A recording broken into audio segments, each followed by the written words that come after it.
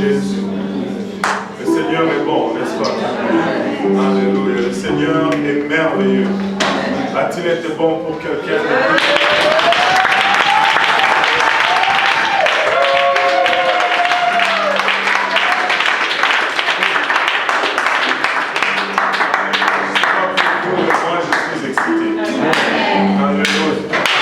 Aujourd'hui, nous sommes lundi. Demain, c'est mardi. Demain, c'est mercredi. Vous savez qu'est-ce qui vient après?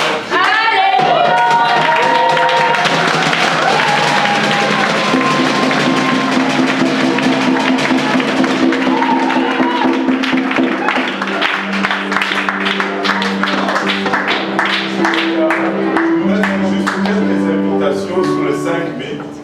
Mais je pense que demain, ça va être de l'histoire. Mais après, peut-être en sortant d'ici, il y en aura plus.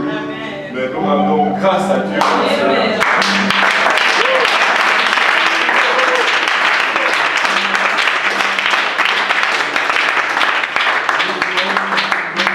Et pour la conférence, jusqu'à l'ouverture, et même après l'ouverture, nous allons continuer de prier jusqu'à la conclusion.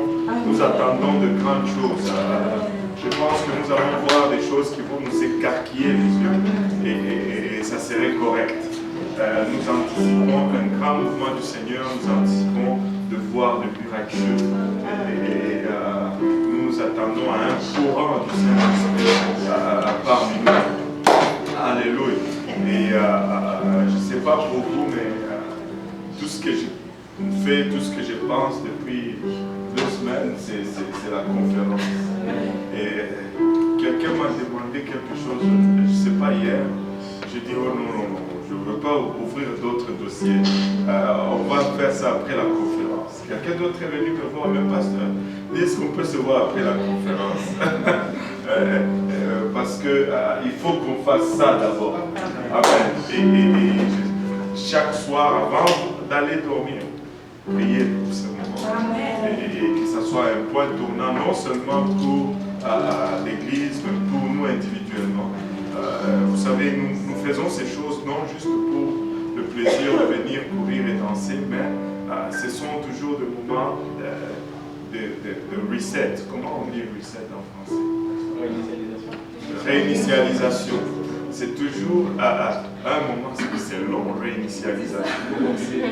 C'est toujours un moment où tu arrives et puis tu te regardes, Dieu te touche et puis tu te mets des objectifs. C'est comme un nouveau début. C'est pourquoi il y a une nuit, comme ça, chaque matin, c'est comme si tu recommences. Sinon, c'est trop long. Sinon, c'est trop long. Donc, on a des moments comme ça, stratégiquement, pour recommencer les choses. Et nous sommes contents. Maintenant, je voulais partager autre chose avec vous avant que nous rentrons dans notre étude.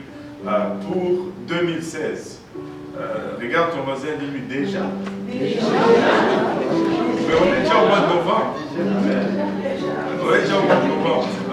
Pour le mois de juin 2016, savez-vous qu'est-ce qui va arriver au mois de juin 2016? Hein? Vous ne savez pas? Vous ne savez pas qu'est-ce qui arrive? Bon, on va allumer cette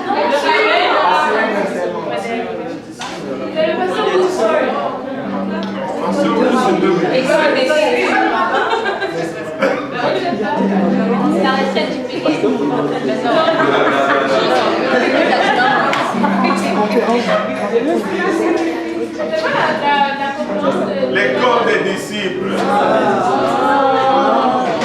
Qu'est-ce que ça veut dire? L'école des disciples. Maintenant, qui a aimé le ministère du frère Ryan Franklin? Qui a aimé le ministère du frère Ryan Franklin? C'est qui? Moche, j'ai juste parti. Vous l'avez déjà oublié. Il va revenir pour cette semaine. Il va être avec nous. Non, le juin. Il va être avec nous. Peut-être pas pour toute la semaine, mais il va être avec nous et on va passer un autre moment ensemble avec lui. J'ai été profondément touché par son ministère. En fait, on a vraiment juste connecté. Et c'était juste extraordinaire. C'est bon que de voir quelqu'un d'autre passionné des études bibliques comme lui. Mais Dieu a de bonnes choses en réserve pour vous. Dieu a de bonnes choses en réserve pour vous. Alléluia. Hier, on a eu 3 baptêmes d'eau, 4 baptêmes du Saint-Esprit.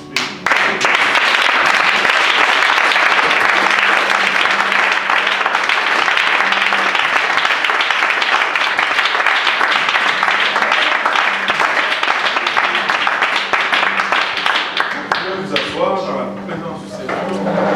C'était aujourd'hui, ça m'a l'air de nous. Est-ce qu'il y a quelqu'un qui est là pour la première fois?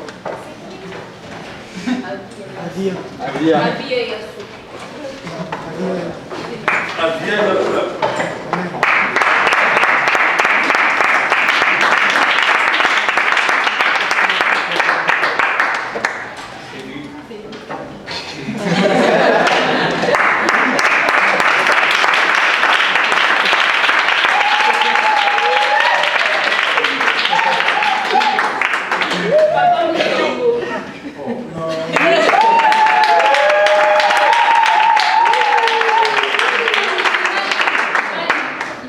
Il y en a qui ne veulent pas chanter pour la conférence. Faites des risques comme ça. Il faut avoir du courage.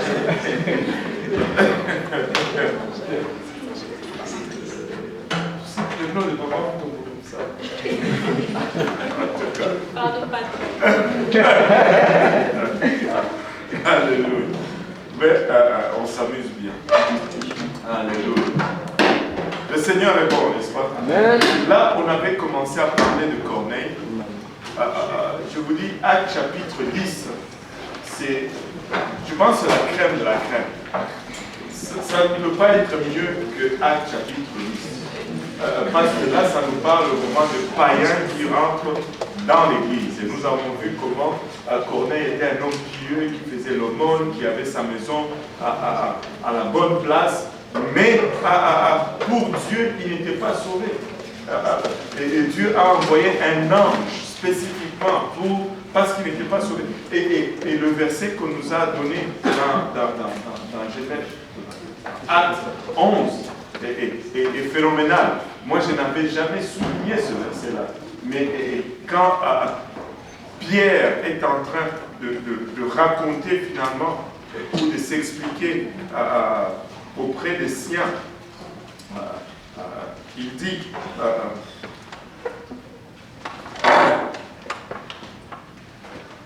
au chapitre 11, on va le lire à partir du verset 11 jusqu'à 14.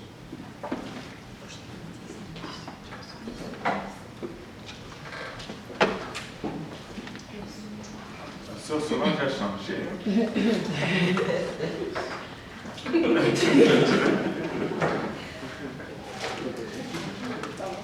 Acte 11.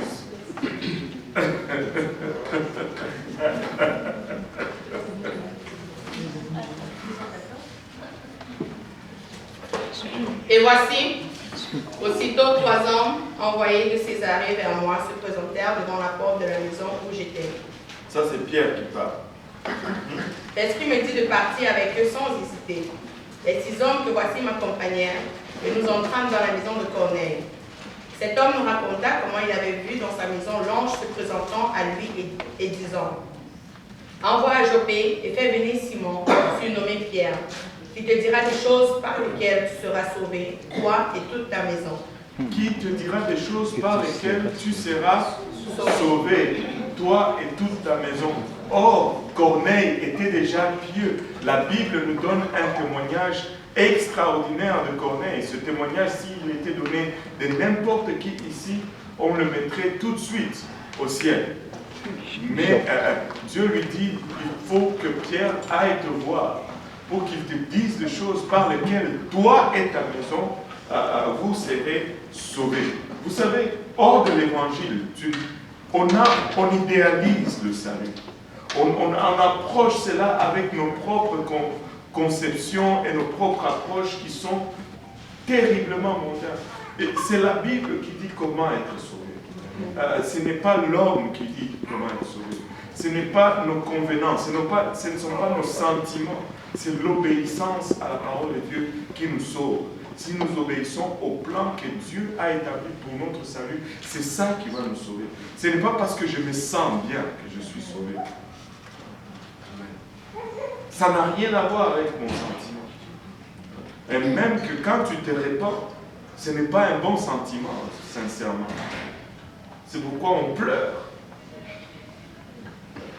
Tu regardes ce que tu es et tu regardes ce que la parole de Dieu dit. Tu ne te sens pas toujours bien. Ce n'est pas parce que je ressens que je suis sauvé.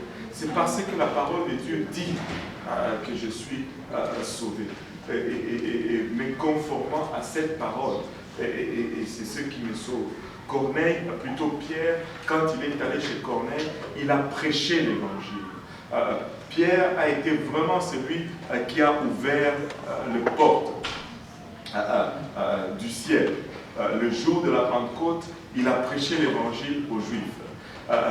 Chez les Samaritains, il est allé et il a prié pour qu'ils reçoivent le Saint-Esprit.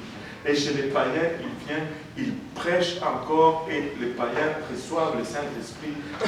Pierre est vraiment celui qui a la clé. Et dans l'Église catholique, d'où je viens, nous prenions ça tellement littéralement que tous les huissiers, on les appelait les Saint-Pierre, ils avaient un ruban avec une grosse clé ici, et pour ça symboliser cela. Mais on va continuer notre voyage. Pierre a été celui sur qui la responsabilité d'ouvrir ces portes incomplètes, mais il y a Paul à ses côtés. Et Paul était vraiment le disciple choisi pour les païens. Il a été celui qui a été envoyé vers nous. Paul, comme nous l'avions vu au départ, il était un persécuteur. C'est lui qui était contre l'Église. Mais quand il a été converti, c'est comme s'il avait du rattrapage à faire. Et il en a fait plus que tous les autres apôtres. À lui tout seul, il a écrit presque le 2/3 du Nouveau Testament. La plupart des épîtres ont été écrits par Paul. On les appelle même les épîtres paulines. Il y a un seul livre dans la Bible, le livre d'Hébreux, sur lequel on n'a pas vraiment, on n'est vraiment pas sûr c'est qui l'auteur. Il y en a qui l'attribuent à Paul, il y en a qui l'attribuent à Pierre, il y en a qui l'attribuent aux deux. Mais il n'y a aucune certitude sur qui l'a écrit. Mais Paul a écrit la plupart des livres aux différentes églises. Maintenant, nous étions dit cela quand on avait commencé l'étude du Nouveau Testament. Très souvent, les gens vont se tromper royalement, même avec les meilleures intentions. Ils vont se tromper royalement dans la compréhension du message contenu dans certains de ces livres, parce qu'ils échouent au départ d'identifier le destinataire du message. Si le message, en identifiant le destinataire du message, cela nous permet de mieux contextualiser et de comprendre ce qui est écrit dans la lettre et pourquoi c'est écrit dans la lettre. Et l'exemple le plus cinglant, c'est Romains 10, 9, 10. Ça a toujours été utilisé à tort et à travers. Romains 10, 9, 10. Si quelqu'un peut le lire.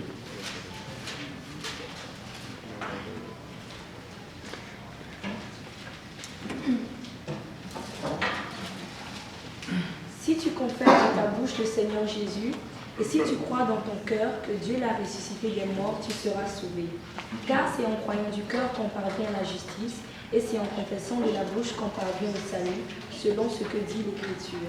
Voilà. Maintenant, Romains 10, 9, 10 nous dit, si tu confesses de ta bouche et si tu crois dans ton cœur, tu seras sauvé. Et les gens prennent cela littéralement aujourd'hui. Je crois dans mon cœur et je confesse que Jésus-Christ est Seigneur. Et on en fait même une prière qu'on dit, la prière du... Comment on appelle ça? La prière du pécheur. Accepte le Seigneur Jésus-Christ dans ton cœur et tu seras sauvé. Et on arrête ça là. Ça va. Comment ça va? Pas mal, pas mal. Ouais. Est-ce que tu vas rester un peu avec nous ou tu es pressé? Je suis pressée. Ok. Je ne savais pas qu'il y a un cours. Oui, toujours. Ouais, j'aime le sac. Ah, c'est parfait. C'est- Mais on va se rappeler. Ouais, super. Merci. Appelle-moi, hein. Oui, oui, bien sûr. Super. Bye. Prends soin. Bye. Maintenant, les gens prennent cela littéralement et se disent, si je fais seulement cela, je suis sauvé. En identifiant à qui se écrit, ça nous empêche de tomber dans cette mésinterprétation. Maintenant, la meilleure façon de savoir, avant d'aller dans les détails, la meilleure façon de savoir comment faire pour être sauvé, avec certitude, c'est que tu prennes ta Bible. Tu commences depuis... on va s'épargner Genèse, parce qu'on est sur la Nouvelle Alliance. Commence avec Matthieu et va jusqu'à Apocalypse. Partout, ça dit quoi faire pour être sauvé. Tu prends cela, tu mets sur une page. Partout, ça dit quoi faire pour être sauvé. Tu prends cela, tu mets sur une page. Tu vas trouver que ça te dit plusieurs choses pour la même affaire. Maintenant, la question est celle-ci. Est-ce que je dois choisir parmi toutes ces différentes façons d'être sauvé, une qui me convient et je fais cela, alléluia? Ou bien, ces choses, des fois, tu vois, ça va avoir l'air d'être un peu contradictoire. Qu'est-ce que je fais avec ça? Où je prends soit l'un ou soit l'autre, ou je suis obligé de faire tout ce qui est inclus dans cela. Et la réponse, c'est que la Bible, ce n'est pas Foulam. La Bible, ce n'est pas le buffet chinois, où on te met le buffet, et toi tu prends ce qui te plaît, et tu laisses ce qui ne te plaît pas. Ce n'est pas comme ça avec la Bible. La Bible, c'est plutôt... ce n'est même pas un restaurant, en fait. La Bible, c'est juste qu'il faut faire tout ce que ça dit qu'il faut faire.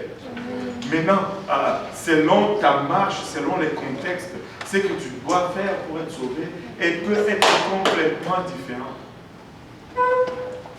Tu ne vas pas dire à quelqu'un qui est dans l'église pendant 40 ans, ce qu'il doit faire pour être sauvé n'est pas la même chose pour celui qui n'est pas encore dans l'église. Et là, tu me dis, mais quelqu'un qui est encore dans l'église? Oui, quelqu'un qui est encore dans l'église, qui est déjà dans l'église, je veux dire, doit faire des choses pour rester sauvé. Parce que la Bible nous dit dans le livre d'Hébreux 12, 14, qu'est-ce que ça nous dit? Quelqu'un le lit d'abord. Vous êtes trop vite, parce que sinon on va dire, c'est juste dans votre tête. Lisons-le. Amen. La Bible dit, recherchez la paix avec tous et la sanctification sans laquelle personne ne verra le Seigneur. Sans laquelle personne ne verra le Seigneur. Mais si je dois faire des choses pour voir le Seigneur, littéralement pour être sauvé, parce que tu ne peux pas être sauvé sans voir le Seigneur. En fait, voir le Seigneur signifie littéralement être sauvé. En ce jour-là, quand nous serons transformés, nous allons le voir comme il est, parce que nous serons comme il est. Et si nous ne sommes pas comme il est, nous ne pouvons pas le voir. Et si nous ne pouvons pas le voir, c'est parce que nous ne sommes pas comme il est. Et si nous ne sommes pas comme il est, c'est parce que nous ne sommes pas sauvés. Et simple logique. Maintenant, à différentes étapes, à différents stages, j'ai des choses à faire pour être sauvé. Le salut, c'est le mot le plus élastique dans la Bible. J'ai toujours donné cet exemple. Je vais prendre 2 victimes, elles sont là. Venez. Comme lui, il avait la main, l'air triste là, on va lui donner ce qu'il a dévoilé. Disons que ici c'est le ciel. Et là c'est l'enfer. Lui, ça fait 157 ans qu'il est dans l'église. Il se déplace. La porte de l'enfer. Lui, ça fait 157 ans qu'il est dans l'église. Il a marché 157 ans. Il est à ce niveau. Et lui, on lui a prêché l'évangile avant-hier. Il est là. Mais il est tellement enthousiaste qu'il commence. Donc, tu sais, il est là, en train d'aller dans la bonne direction. Mais lui qui est 157 ans en église, son expérience le met ici. Mais il en a tellement vu. Il est devenu un hyper-chrétien. Il en a tellement vu qu'il dit, ben, écoute, est-ce que vraiment tout ce que je suis en train de faire vaut la peine? Est-ce qu'il y en a qui se sont déjà posé cette question après avoir servi le Seigneur pendant un temps? Quelle question? Est-ce que tout ce que je fais en vaut vraiment la peine? Soyons honnêtes, même moi-même. Oh, de quoi comme ça? À un moment donné, tu te dis, surtout, ce n'est pas pour partir une théologie. En général, la 2e année dans le Seigneur, elle est difficile. Donc, il y en a qui rigolent déjà. Où toutes les illusions tombent. Où tu te rends compte que le frère Paul, il n'a pas des ailes. Il n'y a pas un auréole autour de sa tête. Et que le frère Cédric, même s'il danse fort, mais des fois, il peut se fâcher. C'est fort qu'il danse. Et tu te rends compte que, bon, en fait, nous sommes tous des hommes. Et tu te dis, moi je pensais que tout le monde était des anges. Et là, ça peut te faire que tu commences à regarder de l'autre côté. Même si tu as été 57 ans dans l'église, du moment que tu commences à marcher dans cette direction, mieux pour celui qui marche dans cette direction que celui qui est ici et qui marche dans l'autre direction. Le salut, ce n'est pas Alléluia, je suis arrivé. C'est Seigneur, garde-moi, je veux arriver.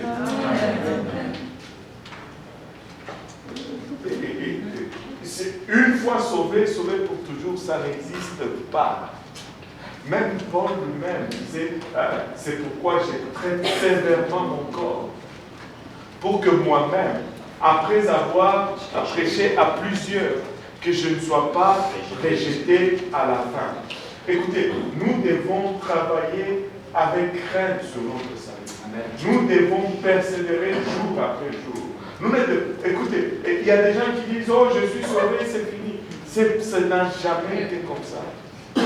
Au départ, nous avons tous la même grâce. Mais la persévérance va faire la différence entre une personne et une autre.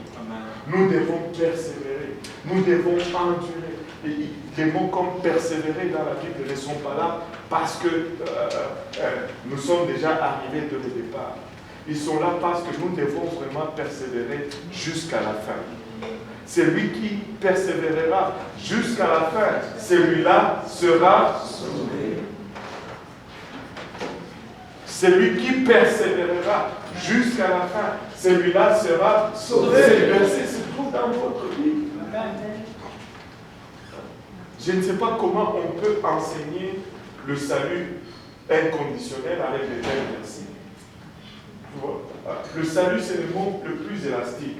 Ce n'est pas la question de combien de temps je suis dans l'église, c'est quelle est mon attitude, dans quelle direction je suis en train de marcher. Le salut, c'est toujours une question de direction. Et je vais vous dire pourquoi. Merci les frères. Je vais vous dire pourquoi. Nous sommes appelés saints. Pas parce que nous sommes sans tâche.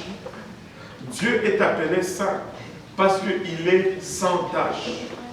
Mais nous, notre sanctification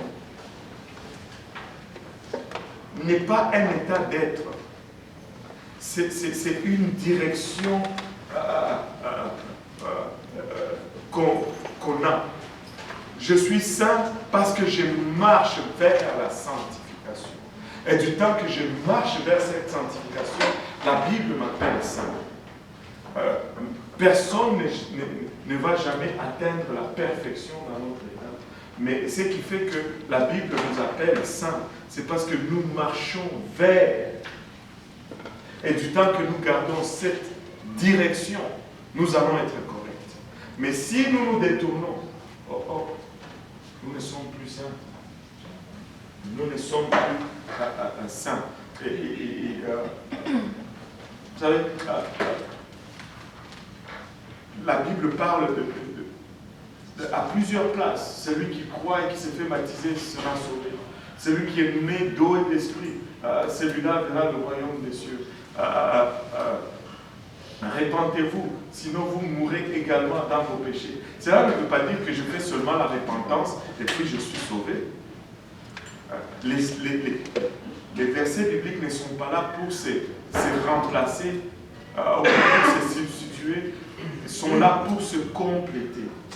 Et tu dois trouver comment compléter tous les versets. Et quand tu complètes, tu as tout le puzzle. Et maintenant, la meilleure façon de discerner cela, c'est d'identifier à qui les écrits sont adressés. Dans le livre des Actes nous parle de l'histoire de l'Église. C'est là où on voit comment l'Église est née. En regardant comment l'Église est née, nous voyons comment les gens partent d'être en dehors de l'Église et ils rentrent dans l'Église. Et pour tout le monde, qu'il soit juif, qu'il soit mi-juif, mi-nation, qu'ils soient des gentils ou des gens de nation, tous ils sont passés par la même porte, par le même chemin, par les mêmes étapes pour rentrer dans l'Église. Savez-vous que du temps des apôtres, quand tu ne parlais pas encore en langue, ils ne t'appelaient même pas chrétien. Parce que ça faisait partie du processus pour que tu rentres dans l'Église. Mais non, la Bible nous dit que pour que nous soyons sauvés, il faut que nous croyons d'abord. La première des choses, c'est la croyance. Mais la croyance, ce n'est pas tout. Celui qui croit et qui se fait baptiser, celui-là sera sauvé. Après la croyance, vient la repentance. Repentez-vous et que chacun de vous soit baptisé au nom de Jésus-Christ et vous recevrez le don du Saint-Esprit. Après la repentance, vient le baptême d'eau. Et ces choses ne nous sont pas données juste pour des clichés. C'est ce que nous devons faire pour acquérir ce que le Seigneur a accompli pour nous. Et après cela, après le baptême d'eau, après la repentance, le baptême d'eau. Après le baptême d'eau, le baptême du Saint-Esprit. Mais après le baptême du Saint-Esprit, nous sommes appelés à mener une vie de sanctification si nous voulons garder notre salut. Et sans la sanctification, nous n'allons pas le voir. Et sans le baptême du Saint-Esprit, nous ne pouvons même pas aspirer à la sanctification. et ainsi de suite. Donc ce sont des choses. Maintenant, pour comprendre cela, il faut déterminer à qui la lettre est écrite. Maintenant, on ne peut pas aller dans les épîtres pour chercher à creuser qu'est-ce que nous devons faire pour être sauvés nécessairement. Nous pouvons nous tromper. Les épîtres sont écrites à des églises. Les églises, ce sont des gens qui sont déjà sauvés et qui marchent avec Dieu, comme mon frère qui était de l'autre côté. S'il doit être sauvé après s'être détourné, je ne peux pas lui dire de refaire les mêmes choses que celui qui est dehors. Et cela est exemplifié. La beauté de la Bible, c'est que tout concorde. Cela est exemplifié depuis l'Ancien Testament. Il n'y a rien de ce que nous faisons dans le Nouveau Testament que Dieu n'a pas exemplifié dans l'Ancien Testament pour corroborer ou pour soutenir son enseignement dans le Nouveau Testament. Maintenant, une histoire, je ne sais pas pourquoi je reviens si loin, mais je sens le besoin de le faire. Une histoire qui est arrivée dans l'Ancien Testament, qui corrobore tout ceci, c'est Moïse. Moïse a sorti le peuple d'Égypte. Il les amène dans le désert. Bien sûr, dans le désert, il n'y avait pas d'eau. Et quand il n'y avait pas d'eau, le peuple a commencé à se plaindre pour l'eau. Moïse a voulu être lapidé. Et là, il crie à Dieu. Dieu lui dit, prends ton bâton, prends les anciens d'Israël, va vers le rocher et frappe le rocher. Il est allé, il a appelé les anciens, il a frappé le rocher a donné de l'eau et le peuple a bu et le peuple était content. Mais comme la nature des hommes ne change jamais, avez-vous remarqué que nous pouvons avoir un même problème aujourd'hui? Dieu va nous délivrer de ce problème. Mais un mois après, nous sommes dans la même situation. Nous oublions que Dieu nous en a fait sortir. Nous commençons encore à nous plaindre. Pourquoi nous ne prenons jamais la leçon, à savoir que Dieu l'a fait et qu'il va le faire encore? Si Dieu l'a fait, il va le faire encore. Là, ils ont avancé, il manquait encore de l'eau. Ils ont murmuré encore une fois, ils voulaient lapider Moïse. Ils disent, on va les tuer lui, et puis on va retourner en Égypte où il y avait de l'eau. Et là, Dieu dit cette fois à Moïse, prends ton bâton, appelle les anciens et va, mais cette fois-ci, parle au rocher. Ne frappe pas le rocher, parle au rocher. Mais Moïse, dans l'irritation des gens,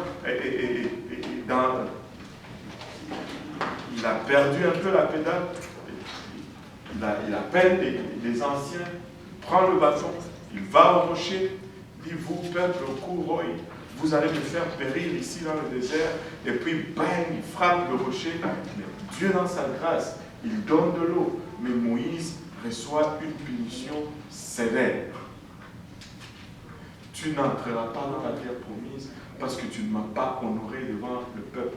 Mais qu'est-ce que Moïse a fait qui déshonore Dieu? Parce que Dieu était en train d'établir un schéma que nous devions utiliser aujourd'hui pour enseigner sur Romains 10, 9, 10. Mais Moïse l'a caché. Mais nous pouvons y recourir. Quand nous sommes pécheurs, nous avons soif pour la première fois, nous allons à Dieu. Dieu a dû souffrir pour que l'eau soit disponible. Moïse qui frappe le rocher représente Jésus-Christ. C'est lui le rocher de sage.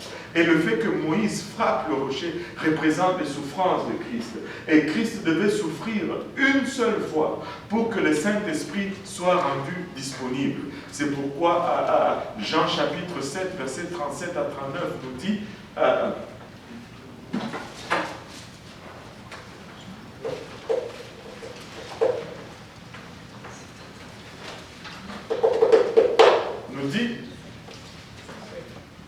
le grand jour de la fête, Jésus se tenant debout s'écria, si quelqu'un a soif, Si quelqu'un a soif, qu'il vienne à moi et qu'il boive.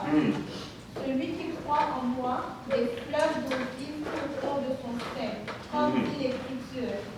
Il dit cela de l'Esprit que devait recevoir ceux qui croiraient en lui, car l'Esprit n'était pas encore, parce que Jésus n'avait pas encore été glorifié. Jésus n'avait pas encore été glorifié. La glorification ici, ce sont les souffrances du Seigneur. Et quand il a été glorifié, quand il a souffert, il a rendu le Saint-Esprit disponible pour nous tous. Et nous tous, quand nous venons à lui pour la première fois, nous symbolisons, nous imaginons cette souffrance par notre repentance. Par notre baptême. Notre repentance signifie notre mort. Notre baptême d'eau signifie notre ensevelissement. Et notre baptême du Saint-Esprit symbolise notre résurrection. Et nous imaginons les souffrances de Christ et ce qu'il a fait. Mais après avoir fait cela, quand nous marchons avec le Seigneur, ce n'est pas à chaque fois que nous allons commettre un péché que nous devons revenir, nous repentir et nous faire baptiser encore et recevoir encore à nouveau le Saint-Esprit. Sinon, on allait baptiser tout le monde chaque dimanche. Le pasteur est lui. Tout le monde devait être rebaptisé chaque dimanche. Ou même chaque jour, juste au cas où l'enlèvement arrivait le mercredi. Donc on devait revenir ici lundi matin, on se baptise, on va au travail. Juste au cas où l'enlèvement arrive la nuit, le lundi soir, on vient encore, on se fait baptiser tout le monde. On ne ferait que ça à longueur des jours. Ben, autant mieux rester juste sous l'eau.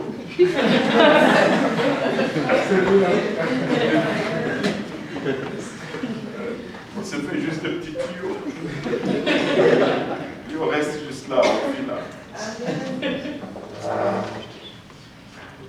C'est pas ça. On ne doit pas le refaire à chaque fois. Quand on l'a fait pour la première fois, après, quand on a soif encore, comme lorsque le peuple avait soif encore dans le désert, on ne va plus crucifier Christ, on ne va plus frapper le rocher, on va aller et on va lui parler. Et quand Paul écrit aux Romains, il écrit aux gens qui sont déjà dans l'Église, aux gens qui étaient déjà baptisés au nom de Jésus-Christ, aux gens qui étaient déjà remplis du Saint-Esprit. C'est pourquoi il leur dit, allez seulement confesser. Ce n'est pas qu'ils n'étaient pas baptisés. S'ils n'étaient pas baptisés, il allait leur demander, avez-vous déjà reçu le Saint-Esprit depuis que vous avez cru? Et s'ils disaient non, il allait dire, ben, vous avez été comment baptisés? Et il allait les baptiser encore, et il allait prier pour qu'ils reçoivent le Saint-Esprit. Ces gens-là étaient déjà remplis du Saint-Esprit. Mais pour une raison quelconque, qui n'ont pas marché dans le droit de Dieu.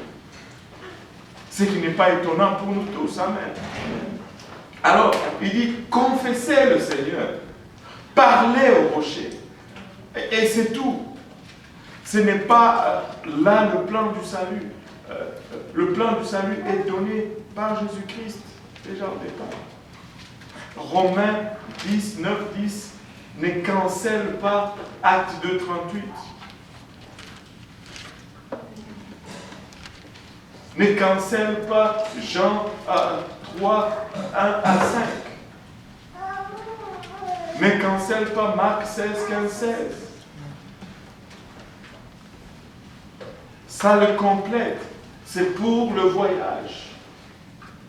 Amen. Le livre des Romains était écrit à l'église de Dieu à Rome et non aux païens qui ne connaissaient pas Dieu, qui étaient à Saint-Bernard de Meureux. Maintenant, Paul était vraiment l'apôtre des païens. Quand il est venu à Dieu, il s'est tourné vers les Juifs. Mais écoutez, après les avoir persécutés, après les avoir jetés dans les arènes, c'était difficile pour eux de croire vraiment que le type là était sincère. Il y avait toujours ce scepticisme. Et il a été rejeté par les Juifs et il s'est tourné vers le païen. Et Dieu préparait vraiment Paul. Écoutez, la Bible, hein, c'est le livre de Dieu.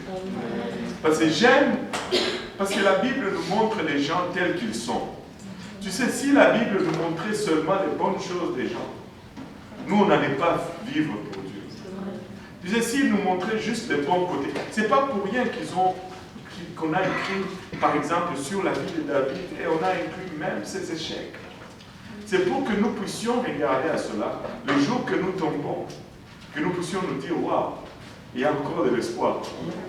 Parce que la volonté de Dieu, c'est que tu arrives à la repentance. Amen. Regardez. Dieu dit aux disciples, allez à Jérusalem et attendez jusqu'à ce que vous recevrez la puissance d'Aaron. Et là, après cela, vous serez préparés. Eux, ils vont à Jérusalem, ils commencent à attendre. Le Saint-Esprit ne vient pas. Et ils disent, bon, en attendant, comme le Saint-Esprit ne vient pas, et vu que nous étions 12 au départ, et qu'il y en a un qui nous a lâchés en chemin, tirons au sort, choisissons-nous une autre personne qui va remplacer le 12e. Ils n'avaient pas encore reçu le Saint-Esprit. Là, ils prennent leur propre initiative. On va tirer au sort et on va choisir quelqu'un qui était avec nous depuis les débuts, qui a été témoin de tout ceci. Ça sonne tellement bien. Ça sonne sage. Mais ce n'était pas la volonté de Dieu. Dieu ne préparait pas Matthias pour remplacer Judas. Dieu préparait Paul pour remplacer Judas. Mais ils ont tiré Matthias, et c'est seulement la seule place où tu entends parler de Matthias, alors que Paul était en train de préparer, plutôt le Seigneur était en train de préparer Paul. Des fois, nous y allons avec notre logique, et ça semble tellement faire du sens. Ce n'est pas parce que ça fait du sens que c'est la volonté de Dieu. Cherche la face de Dieu. Cherche la volonté de Dieu. Va prier. Remets cela entre les mains de Dieu. Et vois ce que Dieu va dire. Amen.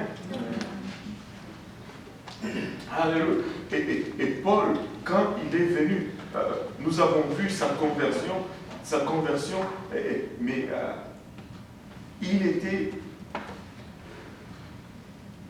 Tu sais, des fois, il y a ce qu'on appelle bons chrétiens, enfin, bons pécheurs. Ils étaient pécheurs, mais ils étaient bons. Et il y a ce qu'on appelle aussi des pécheurs. C'est genre, tu regardes des fois, tu te dis, waouh, est-ce que vraiment on va arriver à quelque chose là? Mais je vous dis, ce sont ceux-là qui deviennent alors, parce qu'ils étaient des vrais pécheurs, parce que l'autre il dit qu'il est un bon pécheur, il n'est pas un vrai pécheur. Parce qu'ils étaient des vrais, alors ils deviennent aussi des vrais chrétiens. Tu vois? À celui, la Bible dit, à celui beaucoup a été pardonné. Il va aussi se donner beaucoup. Et Paul était de ceux-là. Il a persécuté les chrétiens. Je me rappelle, je vous ai toujours raconté l'histoire de cet ancien qui persécutait sa famille. Il était le grand-papa de la famille. Mais il persécutait tous ceux qui venaient à Dieu dans sa famille. Il les persécutait, ces gars. Mais un jour, à son tour aussi, il est venu à Dieu. Et lorsqu'il s'est fait baptiser, on l'a plongé dans l'eau. Au nom de Jésus-Christ, il est sorti. Et puis après, il s'est péché encore lui-même une deuxième fois. Un pasteur de Dieu lui demande, mais pourquoi tu fais ça? Il dit, non, pasteur, juste au cas où, parce que j'en ai tellement fait, je voulais juste m'assurer que tout reste dans l'eau, que je suis bien lavé.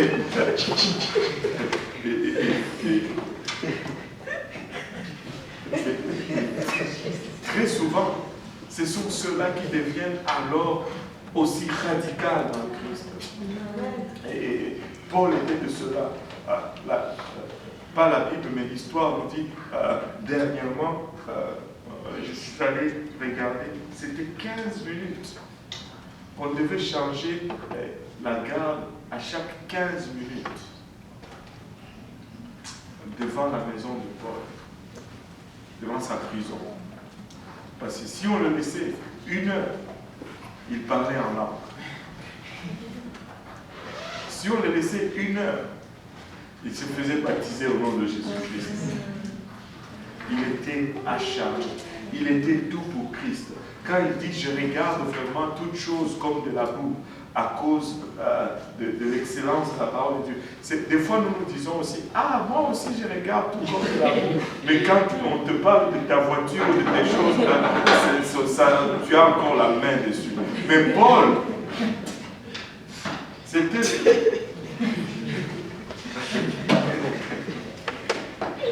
J'ai dit vrai. J'ai dit vrai. Nous disons, ah, moi, maintenant. Mais est-ce que c'est vraiment ça?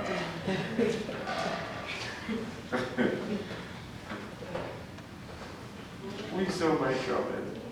Mais est-ce que c'est pas une manque de conscience on pense qu'on a certaines personnes ont été plus à se faire pardonner que d'autres? Parce que quand Oh, attends, ça ce n'est pas une excuse pour dire que je vais en faire moins parce que je n'étais pas un si pire pécheur. Regardez, Pierre n'était pas si pire aussi, mais il a fait. Jacques, Stéphane, Étienne, bon, enfin, c'était des gens qui étaient bons. Mais ils en ont fait aussi pour le Seigneur. Mais là, on parle des observations qui sont vraies. Que quand quelqu'un, c'est juste naturel, même non seulement dans le spirituel, mais dans toute chose de la vie. Celui-ci, il me doit beaucoup. On va ramener ça là où nous vivons. Vous savez, si tu étais chez nous au pays là, tu galérais chez nous, et qu'il y a un cousin qui était ici au Canada et qui fait tout, qui fait tout et qui te fait venir ici, tu lui dois presque tout. Tu vas tout faire pour lui. Pourquoi? Parce que tu estimes qu'il en a fait beaucoup pour toi, parce que le Canada, je veux dire le Canada, c'est tout. Même dans le naturel, on agit comme ça. Amen. Et des fois, les gens abusent de cela. C'est moi qui t'ai fait venir au Canada. Tu n'as plus le droit de respirer parce que tu t'as fait venir au Canada.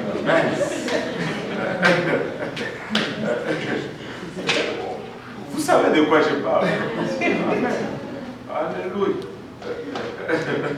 Mais non.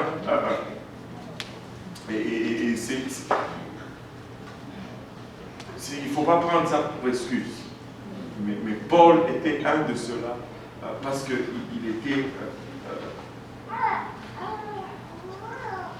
Paul, il le dit lui-même, qu'il n'avait pas la sagesse de la parole, il n'avait pas les discours, il a prêché l'évangile. Et si vous voyez partout, faites un exercice. Vraiment, je vous encourage, je vous exhorte à faire cela. Moi, une partie de Paul que j'aime, c'est quand il parle devant le roi Agrippa. Et là, on lui crie, Paul, beaucoup de connaissances t'a rendu fou. Tellement ce qu'il présentait était simple pour quelqu'un qui était si instruit. Et voir son avenir, à quoi il aspirait. Et là où il était, on dit, tu es fou. Et Agrippa lui dit, c'était Agrippa, il dit, tu m'as presque convaincu d'être chrétien. Ça là, c'est quelque chose qui me tue. Tu m'as presque convaincu d'être chrétien. Tu ne veux pas être un presque chrétien. Tu veux être un total chrétien. Parce que ce type, on n'en entend plus parler après. Il n'a jamais eu n'a plus eu la chance de devenir un chrétien. Quand l'évangile t'est prêché, embrasse l'évangile. Va jusqu'au bout. Parce qu'il n'y avait rien dans ce que Paul avait dit qui était presque. Parce que Paul avait délivré l'entièreté de la marchandise. Mais le presque était plutôt la part de celui qui recevait. Paul, à l'accroupage, c'est la seule. Et Paul ne prêchait pas vraiment avec beaucoup de trucs, beaucoup de sagesse, ou beaucoup de façons à gauche, à droite. Il donnait seulement l'évangile et les gens le recevaient. Une place où il a essayé d'y aller avec sagesse, il n'a pas eu beaucoup de succès, c'est Acte 17.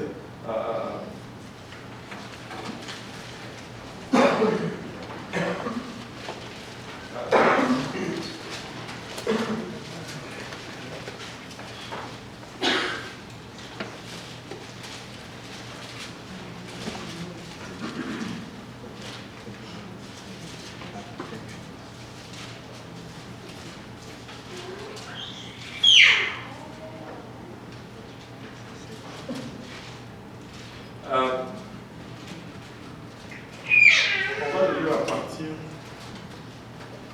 du verset 16.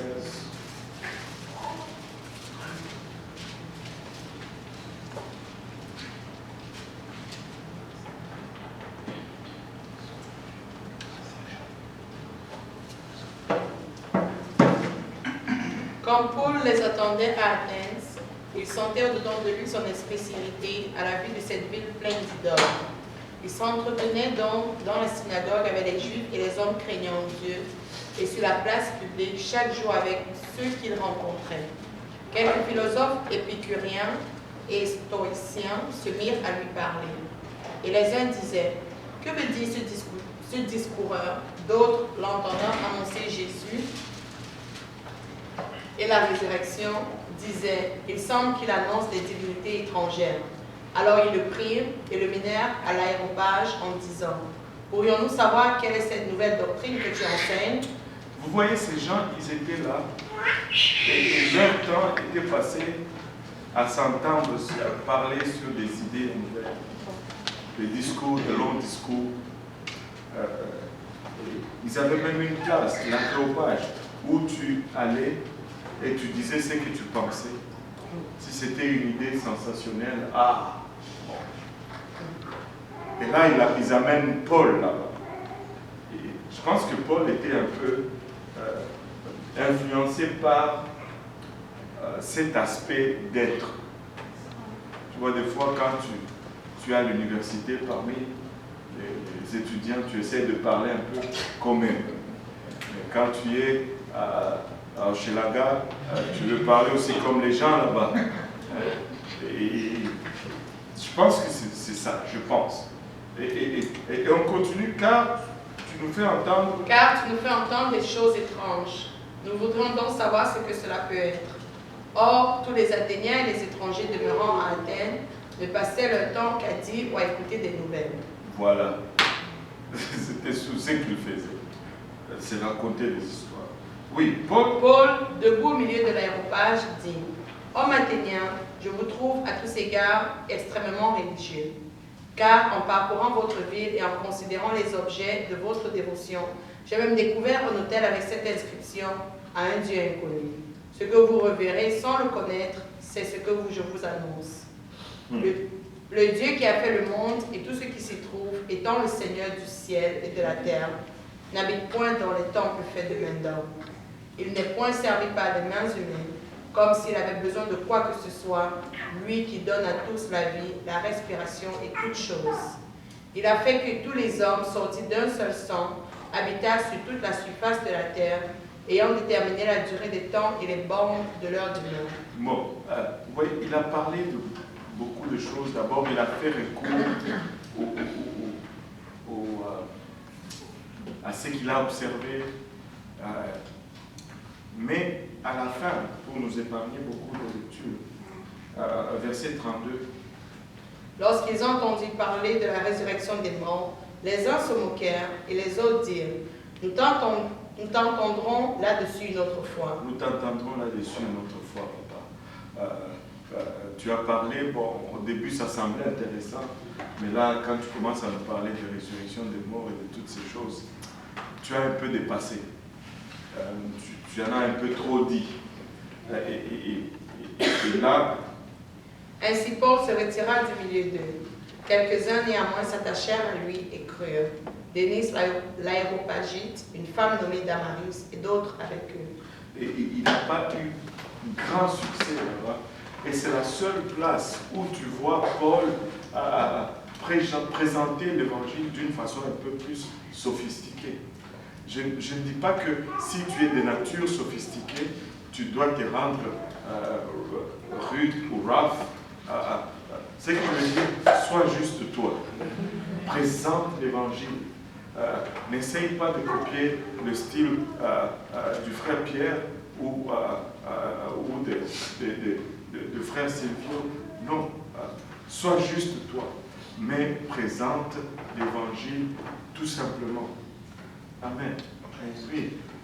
Mais alors, parce que là, Paul dit dans la Bible aussi qu'avec les païens, il était comme les païens à faire les gagner, etc. Mais quand il dit ça, quand tu regardes, il prêche aux païens la même façon qu'il prêche aux juifs ou aux grecs. Sauf qu'aux grecs ici, une fois, ça n'a pas donné le résultat escompté. Quand il dit avec le païen, je suis comme les païens, ce n'est pas qu'il altère son évangile. C'est-à-dire, il va s'adapter à leur façon de vivre. Il ne va pas se mettre au-dessus d'eux, pensant qu'il est supérieur, parce que les Juifs se disaient supérieurs par rapport aux païens, parce qu'ils ont l'alliance. Ils n'entrent même pas dans leur maison.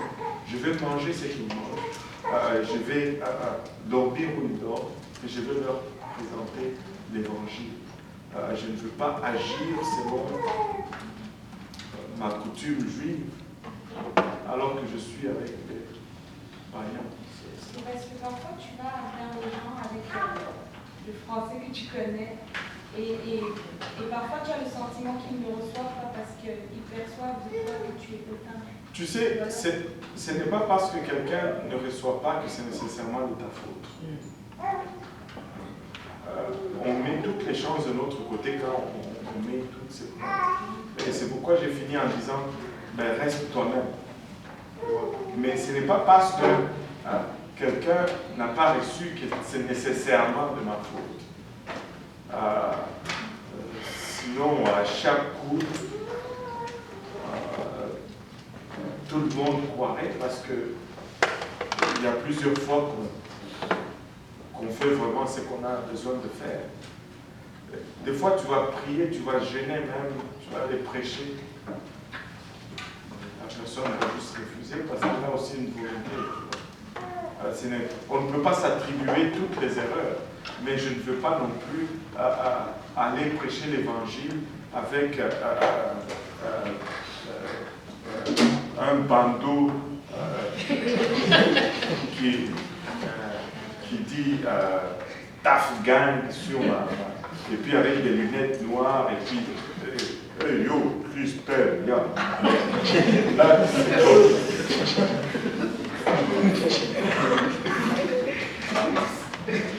je veux mettre les chances de mon côté. Je veux mettre les chances de mon côté. Mais cela ne va pas annuler la volonté de l'autre pour autant. Mais tout ce que je dois faire, je vais le faire. Donc, s'il m'offre...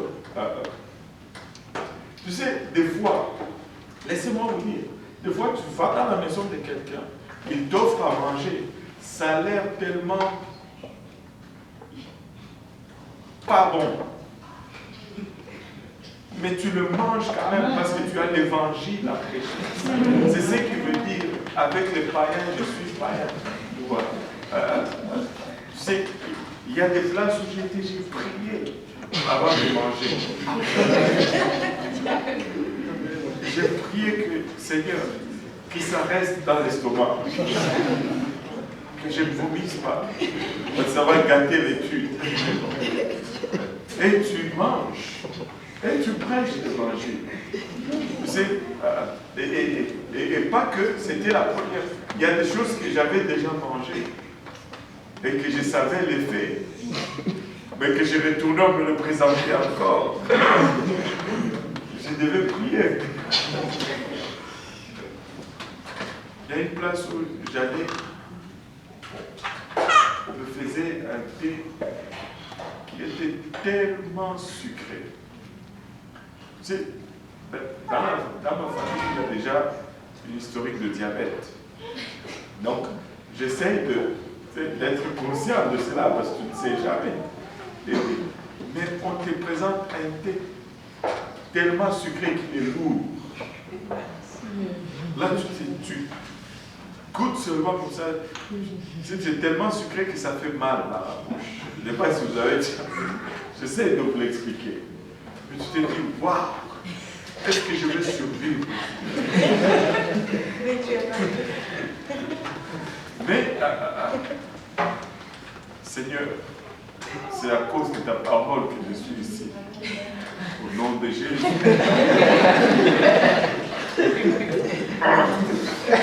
Alléluia. La repentance, et tu continues avec moi.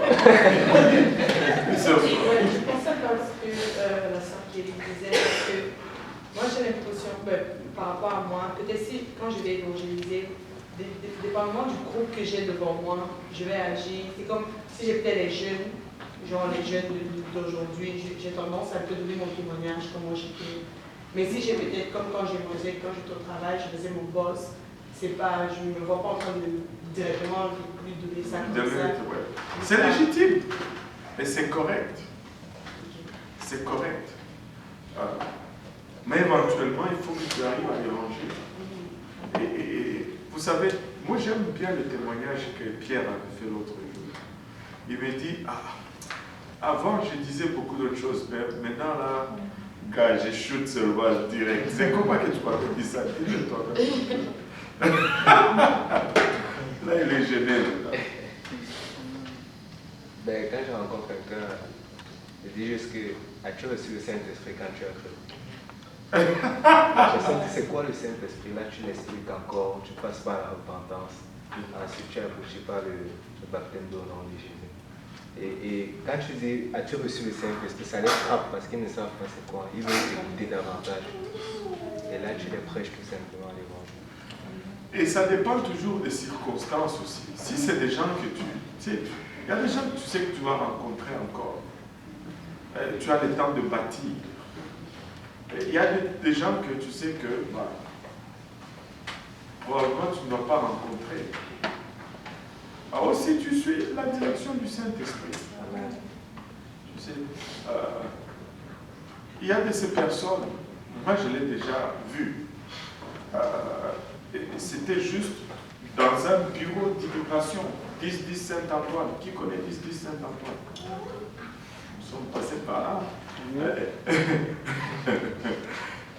Assis là, tu vois quelqu'un, tu ne vois même pas sa tante. Une jeune espagnole là, toute pomponnée, en train de mâcher sa gorge et tout. Juste, tu sais, Jésus t'aime.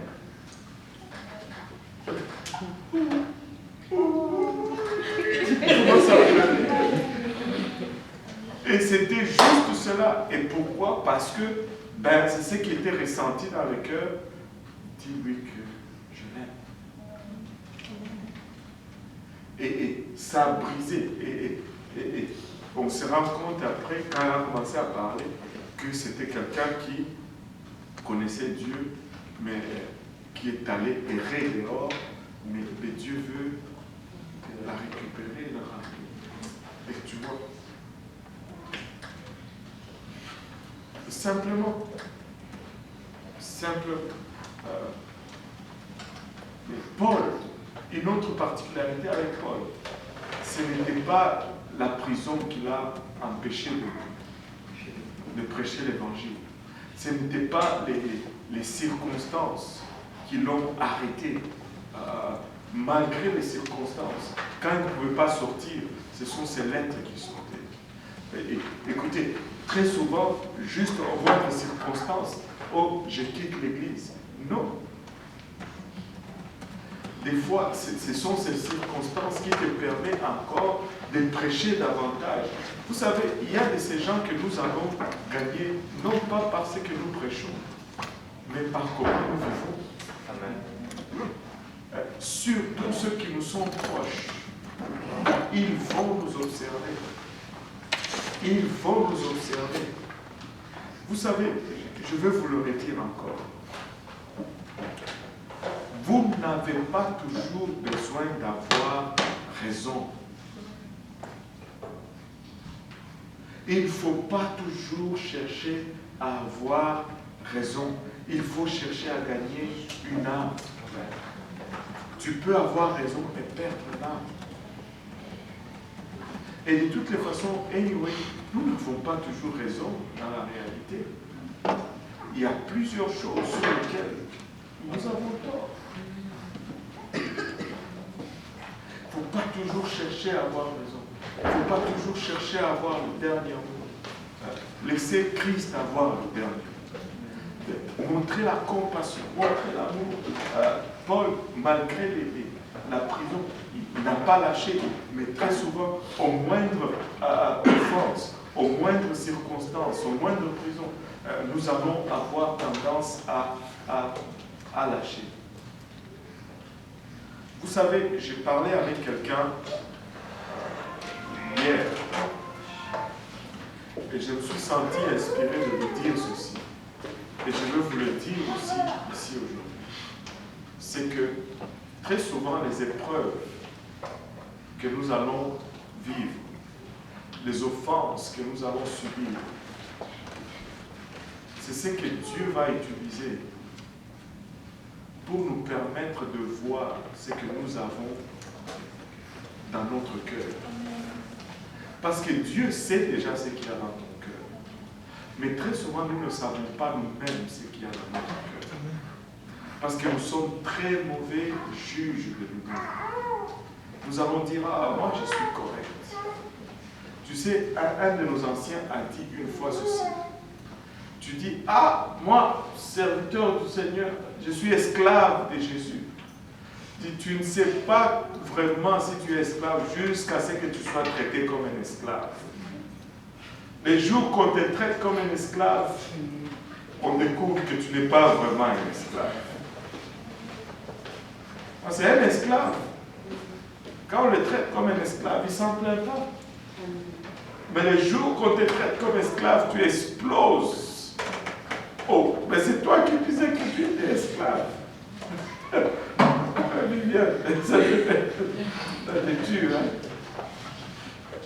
Oh, moi je suis servante de l'Éternel. On va te traiter comme une servante.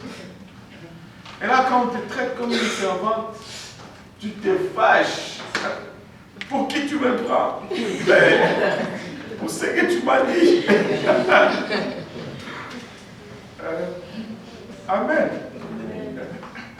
Et vous savez, les offenses, les vraies offenses et les vraies épreuves vont venir des gens que nous aimons et que nous estimons.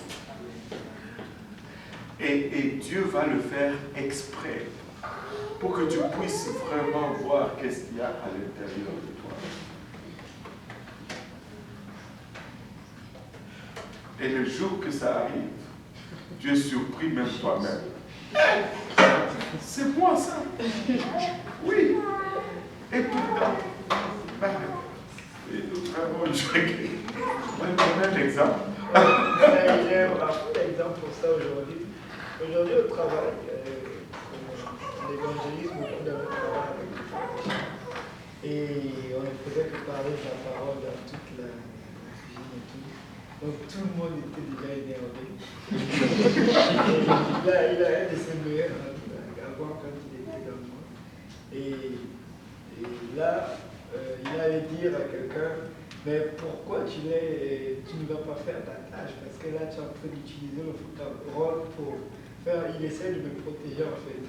Et là, son meilleur ami lui dit, mais là, pourquoi tu ne vas pas envoyer Rôle toi-même? Et il dit, mais le frère Richard va auprès de lui, puisqu'on a l'habitude de rigoler. Et là, cette personne dit, mais pourquoi tu m'agresses depuis quand tu commençais la journée? Et le frère Richard était comme, ok, comment je fais pour t'agresser? Il dit, si tu continues comme ça va mal finir. Et le frère Richard était juste comme, et il est venu me voir, il me dit, frère Rôle, j'ai reçu une attaque. Il m'a dit, j'ai reçu une sérieuse attaque. En fait, il ne savait pas que c'était sérieux à ce point. Son meilleur ami s'est tourné comme lui parce qu'on parlait de l'évangile dans toute la cuisine. Et là, il me dit, j'ai reçu une attaque. Il dit, c'est correct. Parce que c'est cette même personne-là qui va te montrer ce que tu as à l'intérieur de toi. La seule chose que tu vas faire, c'est que tu vas lui demander pardon, même si c'est toi qui as tort. Et là, il est comme, ok. Et après, il a lui demandé pardon, dans la cuisine toujours, et la personne a encore accusé, il dit, ouais, j'espère que la prochaine fois, ça va plus se refaire. Et il lui dit, moi je lui ai dit, c'est comme ça qu'on ressemble à Jésus-Christ. Comment on va savoir que tu ressembles à Jésus-Christ si tu n'acceptes pas les offenses des personnes avec qui tu as l'habitude de vraiment communier? Et c'était vraiment une... Alléluia. Et vous savez, ça vient, l'offense va venir. Un jour, je vais t'offenser, marque le temps.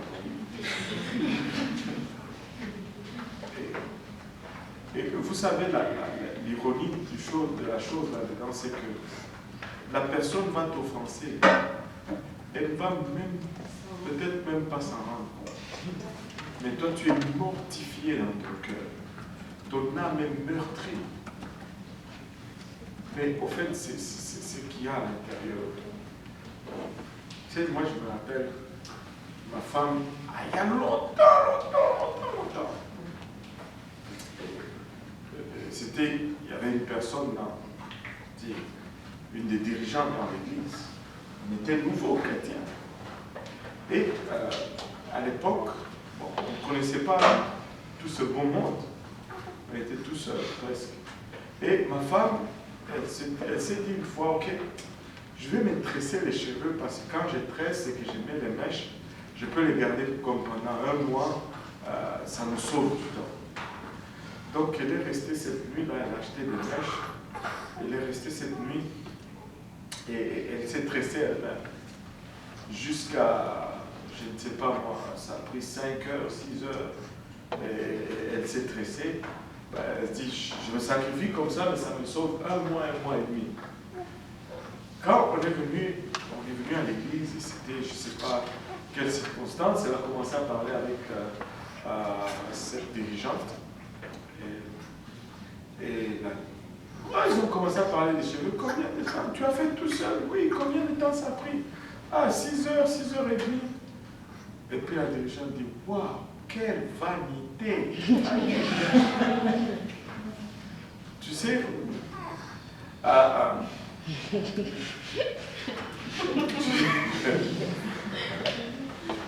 il y en a qui partent pour ça, là.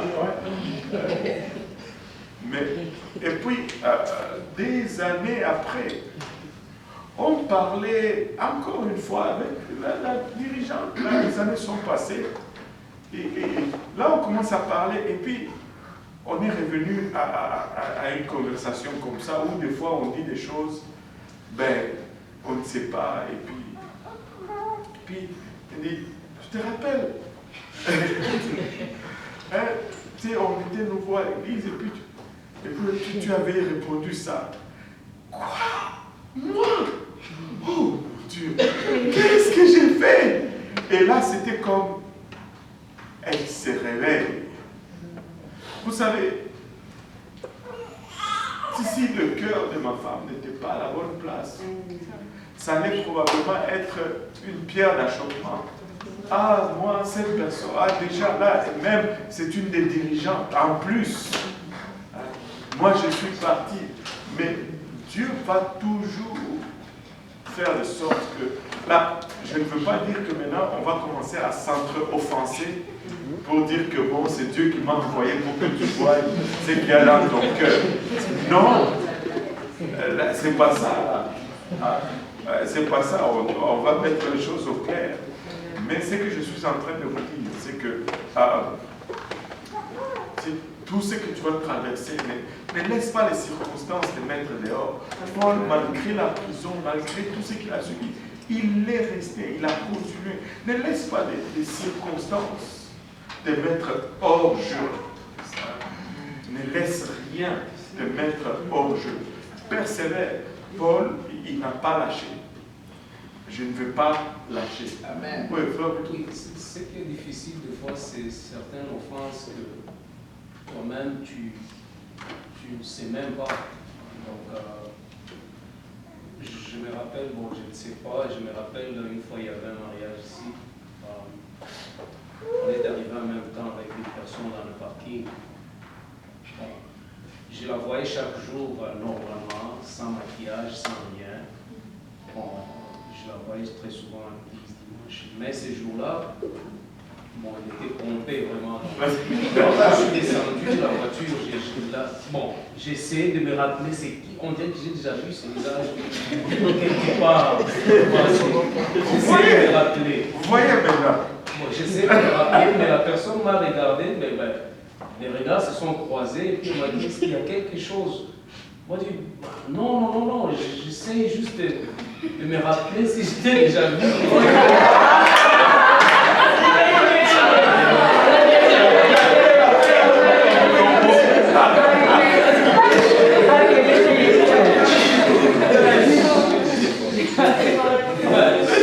C'était arrivé comme ça.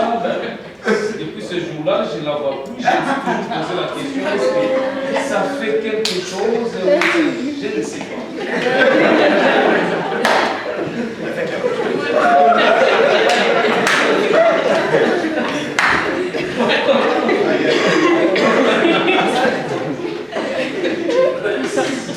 Ce n'est pas que tu voulais ou l'offenser ou quoi que ce soit. Mais tu cherchais ça. J'ai essayé de...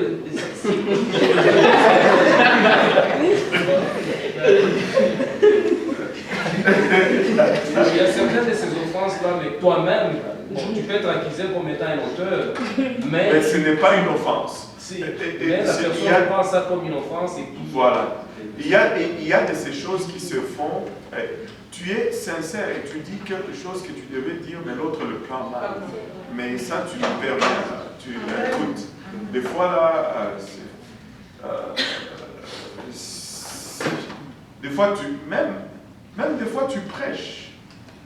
Et la personne se fâche parce que tu as... Je dis, écoute, moi, je devais prêcher ce que Dieu m'a donné. Si toi, tu le prends gauche, tu ne peux rien faire.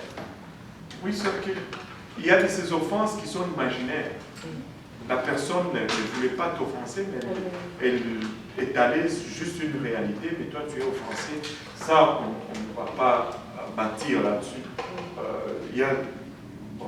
On n'y fait rien.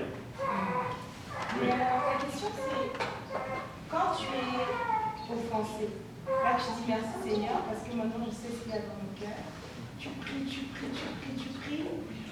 mais tu sens que tu n'arrives pas à passer au-dessus de ça. Est-ce que tu vas voir la personne pour lui dire, regarde, en fait, la dernière fois, quand tu as fait ça, vraiment, ça m'a touché d'une manière particulière.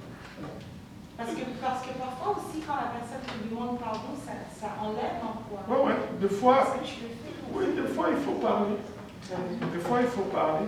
Mais ça t'a permis de voir probablement ce qu'il y a dans ton cœur. Et très souvent, moi je dis, il faut parler mais il faut... Le truc, c'est que des fois, on essaie de tout régler. Vous savez, sincèrement, moi je crois qu'il ne faut pas tout régler parce qu'on ne peut pas tout régler. Il ne faut pas être dans ces pensées-là qu'on va tout régler. Parce que déjà, quand on part avec cette attitude, on se crée beaucoup de problèmes par la suite. Parce qu'on va arriver à des choses qu'on ne peut pas régler, et là on bloque. Il faut juste savoir laisser aller certaines choses. s'il y a quelque chose que tu dois demander à Dieu, qu'il te donne vraiment cette capacité de pardonner, de laisser aller. Ça là, vous savez, ça t'aide d'une façon extraordinaire. Parce qu'il y a de ces choses-là qu'il faut juste oublier. Écoute, je te pardonne, c'est fini. Moi, j'ai des choses à faire, tu as des choses à faire. On a un monde perdu à gagner. Tu vois. Maintenant, s'il y a des choses qui deviennent répétitives souvent, et ça devient peut-être un problème de comportement dans l'autre, dans ce cas-là, je pense qu'il faut régler parce que des fois, l'offense peut revenir et venir à un moment donné. Ce n'est plus une question de ce qu'il y a dans ton cœur, c'est aussi une question de ce qu'il y a dans tes habitudes aussi, dans toi. Tu vois. Là, ça, tu vois, des fois, il faut adresser. Mais il y a de ces choses qui sont des fois ponctuelles et des fois, tu peux même voir sincèrement que la personne ne faisait pas pour te faire mal. C'est plus facile avec les hommes qu'avec les femmes, ça je vous l'avoue. Et le fait, ce n'est pas parce que les femmes sont plus mauvaises, mais c'est parce que les femmes sont émotionnelles. Elles sont touchées par ce qu'on dit. Et les hommes, bon, des fois pour qu'ils comprennent, même il faut répéter. Ça leur épargne. Alors, dans le cas où tu vois que tu étais bien avec quelqu'un, elle a fait quelque chose, mais depuis qu'elle a fait cette chose-là, toi, tu es passé à autre chose, sans avoir besoin d'adresser cette chose-là avec elle. Mais elle, tu as l'impression qu'elle reste comme dans l'éloignement. Est-ce que tu la couvres avec ton amour? Ouais, ou est-ce que tu vas la voir? ça, c'est toujours la réponse. L'amour doit toujours être là pour couvrir. Même quand tu vas voir, si l'amour n'est pas là, ça va parler. Maintenant, ça dépend toujours, parce qu'on ne peut pas... On établit des principes, et c'est avec ces principes qu'on essaye de gérer les cas. Parce que c'est difficile d'étudier tous les cas, surtout quand on fait face à l'humain. Parce que je peux te donner une recommandation, un conseil, mais le même conseil avec 3 personnes différentes, la réaction ne va pas toujours être la même. Parce que c'est ça les sciences humaines en fait. Parce que les facteurs, ce n'est pas seulement le problème. Le facteur, c'est le tempérament de la personne à qui tu fais face. Il y a de ces personnes, peut-être c'est mieux d'aller parler pour le même problème, la même situation, mais d'autres, c'est mieux que tu ne vas même pas leur parler. Parce que moi, je connais quelqu'un qui une bonne personne, mais très difficile à donner même un conseil. Dans ce sens que dès que tu donnes même moindrement quelque chose qui ressemble à un conseil, c'est comme si la personne se sent jugée. Et elle va essayer de trouver le même problème en toi pour dire que tu ne peux pas vraiment lui dire cela. Et ça devient très délicat à travailler. Donc, dans ce cas-là, tu pries seulement et tu essaies de... Parce qu'à chaque fois que tu parles, ça ne donne pas. Mais on va faire beaucoup de choses. On va accomplir beaucoup dans le royaume. Mais il y a des signes. Pourquoi? Parce qu'il y a un manque d'estime. La personne a été abusée dans le passé. Donc, il y a vraiment ce manque d'estime personnelle qui est présent. Donc, ce n'est pas toujours la même chose que tu vas faire pour X, que ça va marcher pour Y. Et donc, au final, tous les conseils pourraient être bons si on l'applique à la bonne personne. D'où nous avons besoin vraiment d'être sensibles des fois dans l'esprit. Nous avons besoin d'être sensibles dans l'esprit. Paul en prison a écrit des lettres à plusieurs églises et les lettres n'étaient pas des directives pour être sauvés, mais les lettres étaient plutôt des corrections à apporter dans l'église. Si vous savez, si vous voyez les églises dans le Nouveau Testament, il y avait tellement de problèmes. Des fois, nous pensons que l'église, il ne devrait pas y avoir. Va lire les épîtres et tu verras qu'est-ce qu'ils avaient à faire face comme problème dans l'église à l'époque. Et tu pourras même très vite commencer à penser que nous ne sommes pas si pires. Amen. Alléluia. Mais tourne un peu la page. Une chose que je voudrais dire avant, on va s'arrêter là pour aujourd'hui.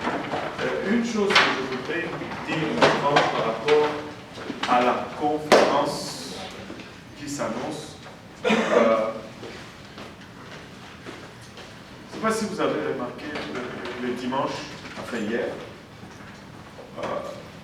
je vais vous dire, au départ, quand on m'a demandé que le frère Rand Franklin venait, je lui avais dit, il va prêcher à l'Est, et moi je vais prêcher à Saint-Laurent parce que j'ai des choses à adresser avant la conférence. Mais quand je me suis rencontré avec lui ici, je l'ai senti tout de suite dans mon esprit que je devais lui laisser aussi le service de 13 heures. Et je lui ai dit, tu prêches aussi à 13 heures, en fait. Et il m'a dit, le Seigneur m'a donné déjà un message. Et je crois vraiment que c'était pour le service de 13 heures. Et donc, je veux prier pour un autre message pour le service de matin. Et quand et je lui ai dit, je vais prendre juste 5-10 minutes pour parler au peuple, et puis après, je vais te laisser le service. Et je rends grâce à Dieu que j'ai fait ma petite confession ou état d'âme. Mais quand il a pris le micro, il a dit que, parce que le frère Serge traduisait pour lui, il dit, waouh, c'est vraiment ce que le Seigneur m'a donné de faire. Et je vais juste réitérer